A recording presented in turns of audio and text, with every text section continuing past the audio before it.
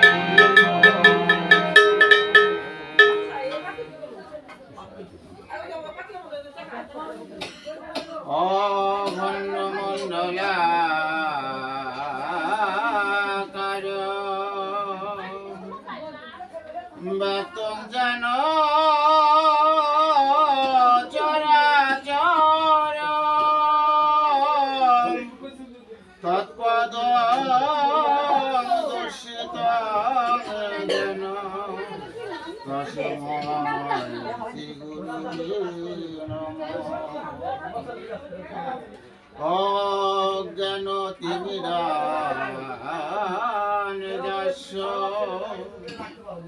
জ্ঞানঞ্জন শলাকায়া চক্ষুরোষিমিলিতং যেন তস্मै শ্রী গুরুবে নমঃ। শ্রী কৃষ্ণ করুণা সিন্ধু দীনবন্ধু জগৎপতে উমেশ গোপিকা কান্ত রাধাকান্তে ঈশ্বরী নমো নমো। নমো ব্রাহ্মণ্য গোব্রাহ্মণ্য হিতায়িষ জগদ্ধিতায় কৃষ্ণায় গোবিন্দায় নমো নমো। শ্রী কৃষ্ণ করুণা সিন্ধু দীনবন্ধু জগৎপতে গোপেশ গোপিকা কান্ত রাধাকান্তে ঈশ্বরী নমো নমো। বাঞ্ছা কল্পতরু কৃপা সিন্ধু এব চ পতিতানাং পাবনেভ্যো বৈষ্ণবাভ্যো নমো নমো। প্রথমে প্রণাম জানাই আমার পিতা মাতার চরণে, তাহারও কৃপা বলে আমি আসিলাম ধরাধামে।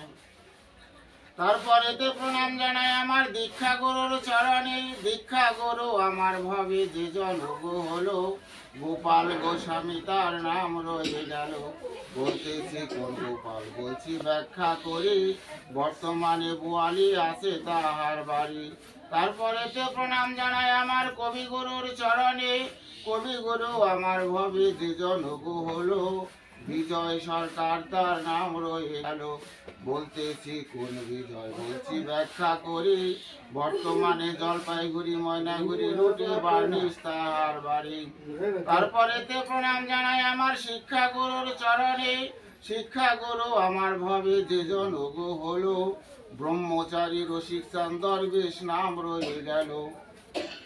বলতেছি কোন রসিক চাঁদ বলছি ব্যাখ্যা করি, বর্তমানে কলাকোপা সমাধি আছে তাহার বাড়ি। এসো গুরু কল্পতরু পদে দিও স্থান, তোমার কে পাতে বাবা গাই শ্রীমদ ভগবত গীতার গান। তুমি বাবা যেখানে সেখানে কেন থাকো, হতভাগা রঞ্জিত রে মনে মনে রাখো।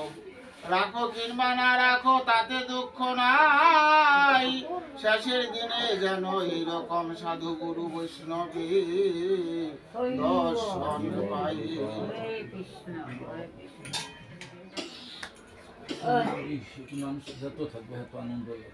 শেষ লীলা কৃষ্ণ রাধা রানীকে বলল, হে রাধে আমি আর ধরা ধামে যাব না। তদুত্তরে কৃষ্ণ বলল, হে রাধে আমি তিনটি কারণেই ধরাধামে যাব। একটা কারণ হচ্ছে ঐচ্ছিক রাধা প্রেমরিণী সুধার্থে, আর একটা কারণ হচ্ছে ঐচ্ছিক রাধা রমন, আর একটা কারণ হচ্ছে আমি সন্ন্যাসী বেশ ধারণ করে দুর্গোপনি ধারণ করে এই কলিহত জীবকে উদ্ধারের লাগি শ্রীধাম নবদ্বীপে অবতীর্ণ হব। তাই দাপরের লীলা সমাপ্ত করি কলিহত জীবকে উদ্ধারের লাগি সর্বপ্রথম শ্রীধাম নবদ্বীপে এমনি ভাবে শ্রীমদ্ ভগবদ গীতা অধ্যয়ন করেছিলেন। এই শ্রীমদ্ ভগবদ গীতা পাঠ হচ্ছে দুই ভাগে বিভক্ত। এক হচ্ছে হরিনামামৃত, হরে কৃষ্ণ কৃষ্ণ কৃষ্ণ হরে হরে, হরে রাম রাম রাম হরে হরে। আর এক হচ্ছে বৈষ্ণবীয় রসামৃত। বৈষ্ণবীয় রসামৃত আবার দুই ভাগে বিভক্ত। এক হচ্ছে নৈমিত্তিক লীলা রসামৃত, আর এক হচ্ছে নিত্য লীলা রসামৃত। নৈমিত্তিক লীলা রসামৃত কাহাকে বলা হয়? অনন্ত কোটি ব্রহ্মাণ্ডের প্রাণধন ভগবান শ্রীকৃষ্ণ আর শ্রীমতী রাধারানীকে নিয়ে একবার যে বৃন্দাবনে লীলা করেছিলেন তাহাকেই নৈমিত্তিক লীলা বলা হয়। আর নিত্য লীলা কাহাকে বলা হয়? যেখানে নিত্য নিত্য সাধু গুরু বৈষ্ণবের আগমন, সেটাই হচ্ছে নিত্য বৃন্দাবন। এমনি ভাবে অদ্বৈত প্রভু যখন সর্বপ্রথম শ্রীমদ্ ভগবদ গীতা অধ্যয়ন করেছিলেন, তাই শ্রীমদ্ ভগবদ গীতা পাঠ শোনার জন্যে সেখানে অনেক ভক্তগণ গিয়েছিলেন। তাই শ্রীবাস ধীরে ধীরে যখন এই শ্রীমদ্ ভগবদ গীতা পাঠ শোনার জন্য যাচ্ছেন, শ্রীবাসকে দুষ্ট প্রকৃতির লোকেরা বলছে, হে শ্রীবাস তোমার প্রভু যদি উচ্চস্বরে হরিনাম করে, তোমার প্রভু যদি উচ্চস্বরে শ্রীমদ্ ভগবদ গীতা পাঠ করে, তোমার সমস্ত কিছু গঙ্গায় ভাসাইয়ে দিব। তদুত্তরে অদ্বৈত বললেন, হে শ্রীবাস এই হরিনামে যদি আমার মরণ হয়, কৃষ্ণ নামে যদি আমার মরণ হয়, তাও তবে আমার জীবন শ্রীবাস গো। আমি যেন হরি হরি বলে ওরে কাঁদতে পারি শ্রীবাস, আমি যেন হরি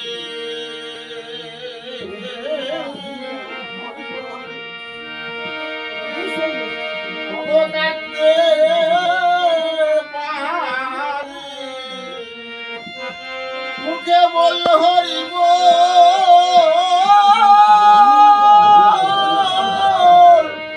হরি বলে, আমি যেন হরি কাঁদতে পারি, আমার আর বাসনা নাই গো।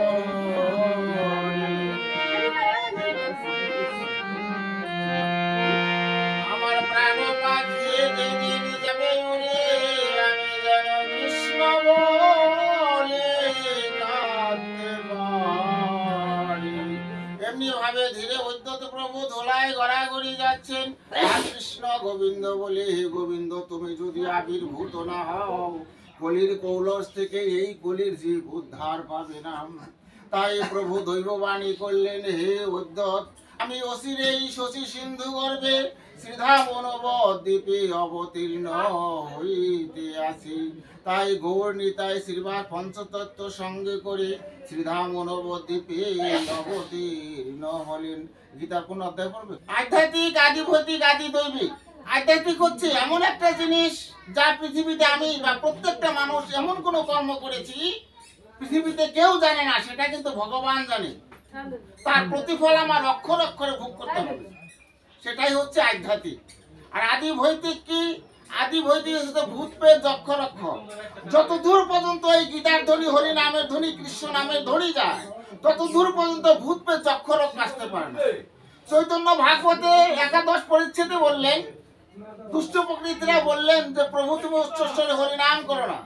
তদুত্তরে প্রভু বলেছিলেন যে তোমরা তো উদ্ধার পাবে না, এই কলি হতো জীবকে উদ্ধার করতে দেবে না। যতদূর পর্যন্ত হরি নামের ধ্বনি যায়, কৃষ্ণ নামের ধ্বনি যায়, কারণ বৃক্ষ লতা পাতা পশু পাখি এরা কৃষ্ণ নাম করতে পারে না, হরি নাম করতে পারে না। এই পিপিলিকা হরি নাম করতে পারে না। যত দূর পর্যন্ত হরে কৃষ্ণ কৃষ্ণ কৃষ্ণ হরে হরে, হরে রাম হরে রাম, দূর পর্যন্ত ধ্বনি যাবে। এই যে শ্রাদ্ধ হলো 75 শ্রাদ্ধ হয়েছে, 75 শ্রাদ্ধ কিন্তু এখানে হয় নাই বাবা। ব্রহ্মবৈবর্ত পুরাণের মধ্যে বলছেন শ্রাদ্ধ ক্রিয়া, অর্থাৎ এটা হচ্ছে ভূতাত্মার শ্রাদ্ধ। ভূতাত্মা নানাবিধ হার করে, নানাবিধ হার করার কারণে শ্রাদ্ধ। বৈষ্ণবের কোনো শ্রাদ্ধ নাই শাস্ত্রে লিখলেন। শ্রাদ্ধ কারো হয়? আমরা গিরি, আমরা নানাবিধ কাজ করি, নানাবিধ আহার করি। গীতার মধ্যে আহার আছে 3 প্রকার, সাত্বিক, রাজসিক, তামসিক। কিন্তু আমরা তো তামসিক মত, তামসিক আহার করি। এই ভূতাত্মাটাই শ্রাদ্ধ তখন হইল। এই ভূতাত্মাকে যেন বৈকুণ্ঠ লাভ করে তার উদ্দেশ্যে এই শ্রাদ্ধ ক্রিয়া করা হয়েছে। আর গীতার মধ্যে বলা হয়েছে কারো আত্মার উদ্দেশ্যে যদি শ্রাদ্ধের মধ্যে গীতা পাঠ করা হয়, তার আত্মাও বৈকুণ্ঠ লাভ। মহাভারতে 886 পাতার মধ্যে বলছেন, কোন বৈষ্ণব যদি সশরীরে দেহ রাখে, অর্থাৎ হরি নাম করতে করতে, কৃষ্ণ নাম করতে করতে যদি কেউ দেহ রাখে, তার আত্মা অনায়াসে বৈকুণ্ঠ লাভ। আর কেউ যদি সস্ত্রীক হয়ে, অর্থাৎ স্ত্রী এবং স্বামী দুইজন একই সঙ্গে মৃত্যুবরণ করে, তারা বৈকুণ্ঠে যেতে পারে না, তারা বৈকুণ্ঠের পূর্বদ্বারের দিকে যেতে পারে। আর আমার মতো পাপী কি করে সাগরে গিয়ে হাবুডুবু খাচ্ছে, অর্থাৎ আমি তো কোনোদিন কৃষ্ণ নাম করিনি, কোনোদিন একটু বৈষ্ণবের চলো আমি মাথা নত করি, কোনোদিন একটু হরি বলে কাঁদিনি। কিন্তু হরি নাম বলে আমাদের নয়ন কাঁদে না, মন কাঁদে না। কেন কাঁদে না? শাস্ত্রে বলছে কোটি কোটি জন্মের পাপ থাকলে হরি নাম করলে, কৃষ্ণ নাম করলে কখনোই তার নয়ন বাড়ি বইবে না। দৈবিক হচ্ছে দৈবের ঘটনা। দৈবের ঘটনা অর্থাৎ বাস অ্যাক্সিডেন্ট, বোমা অ্যাক্সিডেন্ট, সর্পে ধ্বংস হয় না বাবা। এগুলো কোন সন্তান যদি মাতা পিতার চরণ ধুলি নিয়ে কোথাও যায়, তার এই 3 প্রকার দুঃখ আসতে পারবে না। গীতার মধ্যে দুঃখই লেখছে 3 প্রকার। কিন্তু আমরা তো বাবা মাতা পিতাকে মানি না, সন্তানকে মানি না। ভজন হচ্ছে মাতা পিতা। আমরা গুরু গুরু বলি, গুরু বলতে এই জগতে কিছু নেই। গুরু যারা বলি এটা হচ্ছে উপদেষ্টা। বাবা তুমি এই কর্ম করলে ভালো থাকবে, এই পথে গেলে তোমার আয়ন্বিত হবে, কোনো তুমি মঙ্গল হবে, এটা হচ্ছে উপদেষ্টা। আর গুরু হচ্ছে কে? গুরু হচ্ছে মাতা আর পিতা। এই মাতা পিতাকে চিনার জন্য, মাতা পিতাকে জানার জন্যই আমরা গুরুর কাছে যাচ্ছি। কেউ যদি মনে করে যে আমার শ্বশুর হবে দাস এবং শাশুড়ি হবে দাসী, তারা জীবনে যদি কোটি কোটি বার কোটি কোটি টাকা খরচ করে লক্ষ্মী পূজা, দুর্গা পূজা করেন, কোটি কোটি টাকা দান ধ্যান করেন, কোনো ফল হবে না। 2 নম্বর শ্লোকে অর্জুন জিজ্ঞাসা করলেন, হে কৃষ্ণ যজ্ঞ কাকে বলে? শুধু যজ্ঞ নয়, এই দেহের যজ্ঞ কাকে বলে? একটা বাবা বাহিরের যজ্ঞ হয়, যে হরি নামের যজ্ঞ হয়, নাম কীর্তন যজ্ঞ হয়। আর এই অর্জুন প্রশ্ন রাখছে দেহের যজ্ঞ কাকে বলে? ব্রহ্মাণ্ডে তা আছে, এই দেহবাণ্ডে যদি কেউ সৎগুরুর কৃপা পেলে সন্ধান করে নিতে পারে। জাতিদের মতো একটা ছেলে সন্তান যদি না থাকে, তবে আমাদের পিণ্ডদান কেউ করবে, কেউ একটু কর্ণে হরি নাম শোনাবে। বলছে ঠিক আছে মা, আমি একটা সন্তান জন্ম দিয়ে যাব, তোমার পুত্রবধূ ঠিক থাকতে দেবো। সময় তিথি নক্ষত্র দেখে সন্তান আদি জন্ম দেয়। তখন যখন আসার পরে জন্ম দেওয়ার পরে, মা আমি আজ যে সন্তান খানা জন্ম দিলাম, এই সন্তান খানা হবে জন্ম অন্ধ। বলছে যদি জন্ম অন্ধই হয়, তাহলে আমার রাজত্ব চলবে কি করি? বলছে বাবা এটা তো বাবা আমার দোষ নয় মা, এটা হচ্ছে তোমার পুত্রবধূর দোষ। তবে এগুলো যদি যারা বিবাহ করে নাই, যারা সন্তান আদি জন্ম দেবে, তারা না আসলে তো লাভ করতে পারে না। আমি যখন কবি কীর্তন করছি, আমার ওস্তাদ আগে বলছে, বিজয় সরকার জলপাইগুড়িতে এখনো আছে, যদি জানতিস যে পূর্বপ্রান্তি ওনার বাড়ি, উনি বলছে আমি কবি কীর্তন করি বা ভাগবত পাঠ করি, গীতা পাঠ করি, আমি বৃদ্ধদের জন্য করি না, আমি যুবকদের জন্য করি। আমার কথা শুনে যদি ভালো একটা কৃষ্ণ ভক্ত সন্তান জন্ম দিতে পারে, তবেই আমার শ্রীমদ ভগবত গীতা এবং ভাগবত পাঠ করা আমার সার্থক। এটা দোষ নয়, এটাও তোমার পুত্রবধূর দোষ। কারণ আমি যখন জন্ম দিয়েছি, তখন তোমার পুত্রবধূ চোখ বুঝেছিল। চোখ বুঝে যদি কেউ সন্তান জন্ম দেয়, তখন বাবা জন্ম অন্ধ। বেশি শুনলাম এই কাকাবু বংশই শশধর, তিনি যখন মৃত্যুবরণ করেছেন, আমি ছিলাম না, তিনি বলছে যে তোমরা একটা অধ্যায় গীতা পাঠ করো। আমি শুনছি এসে যে কেমন সাধু, সে বাতাসের সাথে বন্ধুত্ব করেছে। সদ্গুরুর কৃপা পেয়ে বাতাসের সাথে বন্ধুত্ব করে সে বলেছে যে তোমরা একটা অধ্যায় গীতা পাঠ করো, একটা অধ্যায় গীতা যখন সমাপ্ত হবে আমি পরলোক করব। সে কত বড় সাধু, কত বড় মহৎ। তাহলে বৈষ্ণবের কাছে না গেলে এই দেহের যজ্ঞ সম্বন্ধে জানা যাবে না। কেউ যদি এই দেহের যজ্ঞ সম্বন্ধে জানে, দেহের যজ্ঞ সম্বন্ধে কর্ম করলেই বাতাসের সাথে বন্ধুত্ব হবে। বিনাশীল দেহী বস্তু অধিভূত, তিনি সমস্ত প্রাণী ইন্দ্রদিগের নিরন্তা, সমস্ত দেবতা তাহার অঙ্গীভূত, সেই আদি পুরুষ অধিদৈব। অধিদৈব যে উত্তম, তার উপরে পৃথিবীতে আর কেউ নেই, তিনি হচ্ছে অধিদৈব। তিনি হিরণ্যগর্ভ ভূতস্রষ্টা, ব্রহ্মার সকল যজ্ঞের প্রবর্তক, ফলদাতাকে এই দেহ আমি অধিযজ্ঞ। অর্থাৎ ভগবান পরম পুরুষ হচ্ছে উনি যজ্ঞ। তাই কৃষ্ণ বললেন 18 অধ্যায়ে 66 নম্বর শ্লোকের মধ্যে বললেন, সর্বধর্মাং পরিত্যাজ্যাং মামেকাং ব্রজ ওং তাং সর্ব পাপেভ্য মোক্ষায়। সে অর্জুন, তুমি সমস্ত কিছু ত্যাগ করো, আমার নাম স্মরণ করো, আমাকে ডাকো, হরে কৃষ্ণ কৃষ্ণ কৃষ্ণ হরে হরে, হরে রাম হরে নাম করো, আমাকে ডাকো।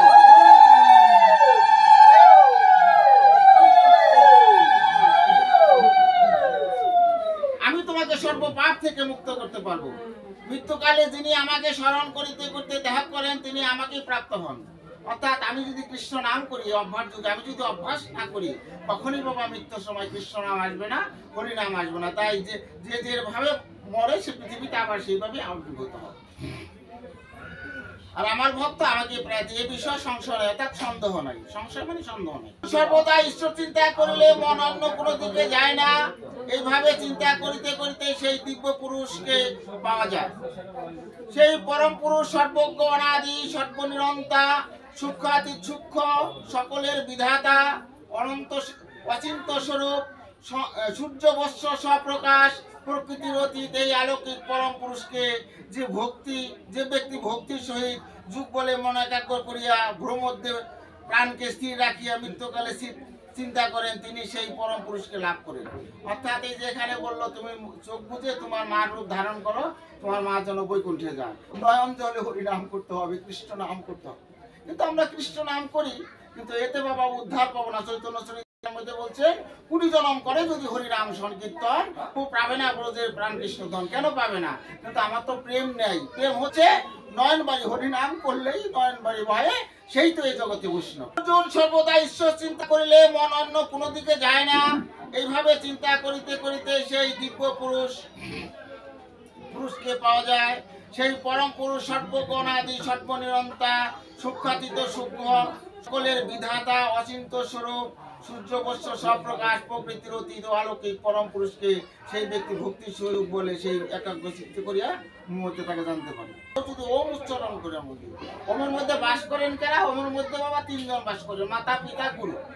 ওম তৎসৎ বলে না, গুরু হচ্ছে বিন্দু, উপরে একটা চান আছে, চারের উপরে কিন্তু একটা বিন্দু আছে, বিন্দু তত্ত্বই হচ্ছে গুরু। নিরন্তর আমাকে স্মরণ করেন, সেই সমাহিত যুগের পক্ষে আমি সুলভে জানিবে। পরমাত্মা আমাকে পাইলে পরম সিদ্ধি লাভ করেন। তাই যাহারা আর এই দুঃখময় অনিত্য সংসারে পুনর্জন্ম প্রাপ্ত হন না। এই যে সংসার, এটা কিন্তু সুখময় সংসার গীতার মধ্যে বলে নাই, এটা দুঃখময় সংসার বলছে। কেন? কোন সংসারে যদি 5 জন মানুষ থাকে, 5 জন মানুষই যদি স্নান করে এসে তুলসী তলায় একটু জল দেয়, জল দিয়ে যদি হরে কৃষ্ণ কৃষ্ণ কৃষ্ণ হরে হরে, হরে রাম রাম রাম হরে, 5 জনই যদি বাবা জল দেয়, 5 জনে যদি এই শিরোনাম হচ্ছে কৃষ্ণ নাম করে, তাহলে ওই বাড়িটা হয়ে যাবে বৃন্দাবন। ওই বাড়িটা বাবা দুঃখময় সংসার থাকে না। কিন্তু আমরা তো তা করি না। আমরা কিভাবে উদ্ধার করবো? গোবিন্দকে ডাকি, যখন দুঃখে পড়ি, কষ্টে পড়ি, তখন বলি, গোবিন্দ তুমি আমাকে এই দুঃখ দিলে, এই কষ্ট দিলে। সে তো কিচ্ছু চায় না, এই ধন সম্পত্তি, টাকা পয়সা, ছেলে সন্তান, কিচ্ছু ভগবান চাচ্ছে না। শুধু একটা জিনিস চাচ্ছে আপনাদের কাছে, সে চাচ্ছে ভক্তির সহিত যদি তাকে ডাকে, সে অনায়াসে তাকে কৃপা করে দেবে। মহাত্মারা আমাকে পাইলে পরম সিদ্ধি লাভ করেন, তাই তাহারা এই দুঃখময় অনিত্য সংসারে আর পুনর্জন্ম প্রাপ্ত হন না। হে অর্জুন, ব্রহ্মলোক পর্যন্ত সমস্ত লোক হইতে জীব সকল ফিরিয়া পুনরায় জন্মগ্রহণ করে, কিন্তু আমাকে পাইলে পুনর্জন্ম লাভ করিতে হবে। অর্থাৎ অনেক কৃষ্ণকে ভগবতের কাছে গেলে আর পৃথিবীতে আর আসতে হবে। তার জগতে শুক্ল ও কৃষ্ণ এই দুটি পথ নিত্য। শুক্ল পথে মুখ্য লাভ, আর কৃষ্ণ পথে সংসারে পুনর্জন্ম হয়। হে অর্জুন, মুখ্য ও সংসার এই দুটি পথ জানিয়া যোগী কখনো মোহগ্রস্ত হন না। অতএব হে অর্জুন, তুমি সর্বদা যুগমুক্ত হও। বেদে যজ্ঞে তপস্যায় ও দানে যে পুণ্য ফল শাস্ত্রে নিরূপিত আছে, সেই তত্ত্ব জানিয়া যুগীরা সেই সকল ফল অতিক্রম করিয়া উৎকৃষ্ট আদ্যস্থান লাভ করিয়া থাকে। নীতি অক্ষর ব্রহ্মযুগ সমাপ্তি। ওং নমো ভগবতে বাসুদেবায় নমঃ। শ্রীমদ্ ভগবদ গীতা মাহাত্ম্যম। সুতমুনি বললেন, নারায়ণকালে যেভাবে গীতা মাহাত্ম্য বলেছিলেন, গীতা মাহাত্ম্য অতি গোপনীয়। শ্রীকৃষ্ণ সবচেয়ে ভালো জানেন, ব্যাসদেব সুখদেব কিছুটা জানেন। ব্যাসদেবকে মুখে যেভাবে গীতায় আলোচনা করা আছে, আমি তার কিঞ্চিত আলোচনা করতেছি।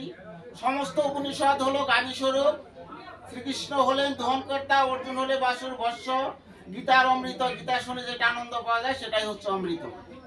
গীতা অক্ষয় ও বিনশ্বর। গীতা 18টি অধ্যায় আছে, ভক্তি ও মুক্তির কথা আছে। 18টি অধ্যায় অর্ধেক পাঠ করলে, অর্থাৎ 9টা অধ্যায় যদি পাঠ করে, শ্রাদ্ধে গোদান করলে যে পুণ্য লাভ হয় সে পুণ্য লাভ হয়। কেউ যদি 6 ভাগের 1 ভাগ পাঠ করে সমযোগের ফল লাভ হয়। কেউ যদি 3 ভাগের 1 ভাগ পড়ে তিনি গঙ্গা স্নানের ফল লাভ হয়। এই গঙ্গামায় যখন জন্মগ্রহণ করেছিলেন, ভগবান পরম পুরুষ শ্রীকৃষ্ণের বাম পায়ের বৃদ্ধাঙ্গ থেকে উনি জন্মগ্রহণ করেছিলেন।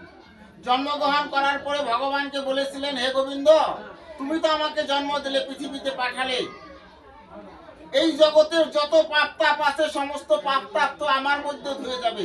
গঙ্গার মধ্যে, জলের মধ্যে বাবা সমস্ত কিছু ধুয়ে যায় না? তাতে তো বাবা আমার দেহটা কালো হয়ে যাবে, পাপে কালো হয়ে যাবে। এই পাপ তাপ থেকে আমি মুক্ত পাবো কি করে? তদুত্তরে কৃষ্ণ বলেছিলেন, হে গঙ্গে, কোনদিন কোন বৈষ্ণবের চরণ ধুলি দিয়ে তুমি একবার শিরে ধারণ করো, সেই দিন তুমি সর্ব পাপ হতে মুক্ত হতে পারবে। মাই বললেন যে আমি কি করে সাধু সঙ্গ ভক্ত সঙ্গ করতে যাব? আমি তো মকর বাহিনী গঙ্গা। আমি যদি কোথাও ভক্ত সঙ্গ সাধু সঙ্গ বা ভক্তের চরণ ধুলি শিরে ধারণ করতে যাই, আমাকে চাকা বিটাবে না, আমাকে ধোলায় দূষিত করে দেবে। কৃষ্ণ বললেন, হে গঙ্গে, যেখানে সাধুগুরু বৈষ্ণবের আগমন সেটাই হচ্ছে নিত্য বৃন্দাবন।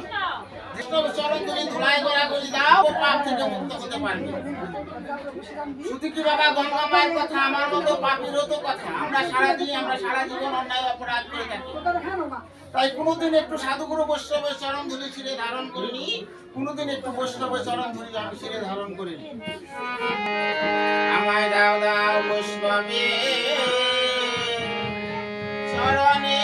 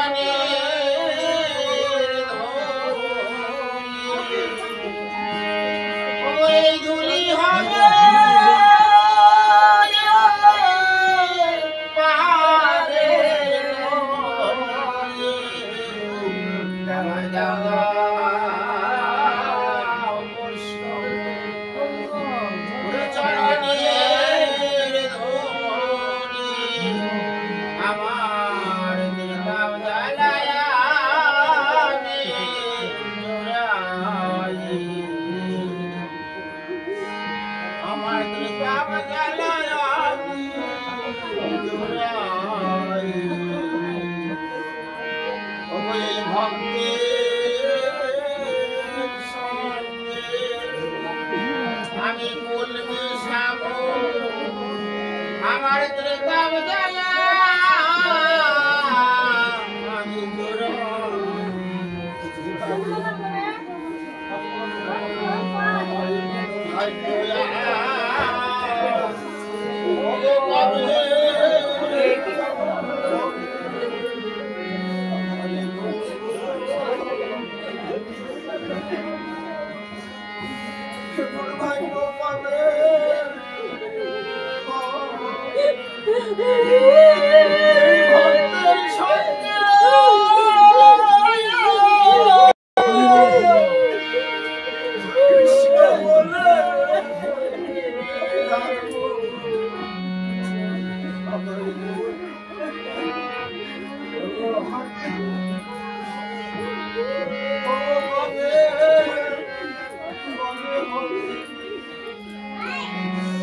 ভাগ্যের ফলে আমি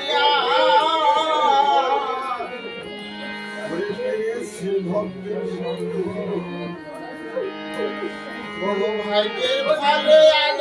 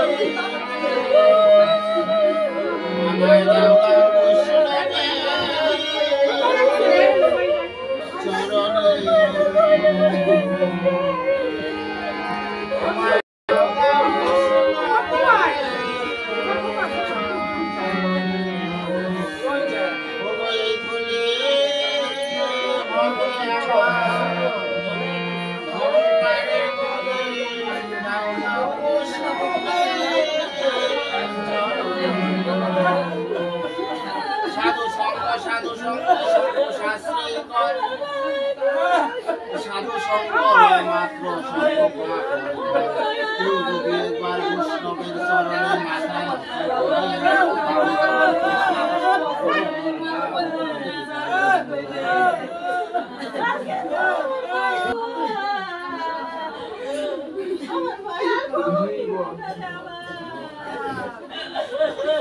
কেউ যদি ছাত্রে গীতা দান করে তার আত্মা অনায়াসে বৈকুণ্ঠ লাভ করে। আর কেউ যদি এক অধ্যায় গীতা শ্রবণ করে দেহ প্রাণ ত্যাগ করে তিনি বৈকুণ্ঠে অনায়াসে গোবিন্দের চরণে স্থান পান। গীতা অক্ষয় অবিনশ্বর, গীতার জ্ঞানে আমি ত্রিভুবন পালন করে থাকি। কেউ যদি উচ্চারণ করে দেহ ত্যাগ করে তিনিও বৈকুণ্ঠে লাভ করেন। 18টি নাম আছে, কথা আছে, তবে 18টি নাম জপ করে কেউ যদি 18টি নাম জপ করে তার ওই দিনের জন্য তার পাপ হয়ে যায়। 18টি নাম বলছি: গঙ্গা, গীতা, সাবিত্রী, সীতা, সত্যা, প্রতিব্রতা, ব্রহ্মবলী, ব্রহ্মবিদ্যা, সন্ধ্যা, মুক্তিগৃহিণী, অর্ধমাত্রা, চিদানন্দা, ভুবগ্নি, ভান্তিনাশিনী, বেদত্রয়ী, পরানন্দা, সত্যত্র, জ্ঞানমঞ্জুরি। ওম শান্তি, ওম শান্তি, ওম শান্তি। বিশ্বের সকল প্রাণী শান্তি লাভ করো। জয় জয় শ্রীমদ্ ভাগবত